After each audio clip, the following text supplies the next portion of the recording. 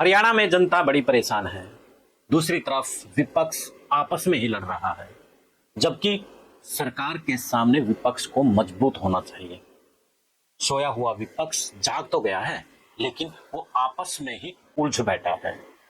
जब से चुनाव हुए थे तब से खामोशी विपक्ष की थी, और जो राजनीति है हरियाणा की उसमें भी खामोशी थी। लेकिन जैसे ही ताऊ देवीलाल की जयंती मनाने की बात होती है तो एकदम से राजनीति में उबाल आ जाता है। और राजनीति में उबाल इस कदर आता है कि अभय सिंह चौटाला और भूपेंद्र सिंह हुड्डा दोनों के आपस में टकराव खड़े हो जाते हैं।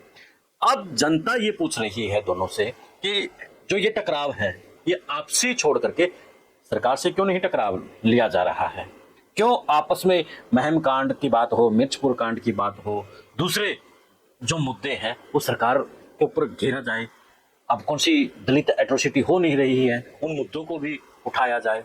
लेकिन आपस में ही जो टकराव है उससे जनता का तो भला होने वाला नहीं है।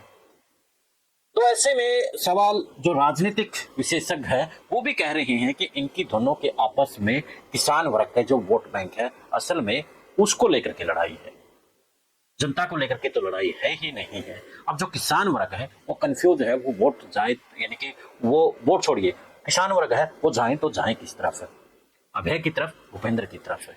तो ऐसे में दोनों अब एक्टिव हो गए हैं कि ये वर्ग जो कंफ्यूज है वो हमारी तरफ आ जाए। और सरकार इस बात का बड़ा फायदा उठा रही है।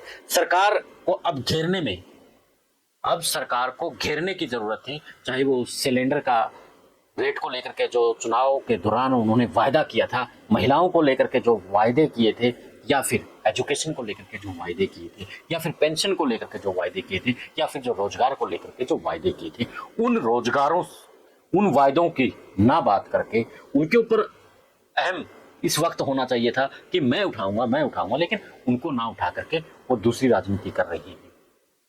तो इसके ऊपर आप क्या कहेंगे? आप भी अपनी राय कमेंट्स बॉक्स में जरूर दीजिएगा। फिर मिलते हैं। जय हिंद, जय भारत, जय हरियाणा।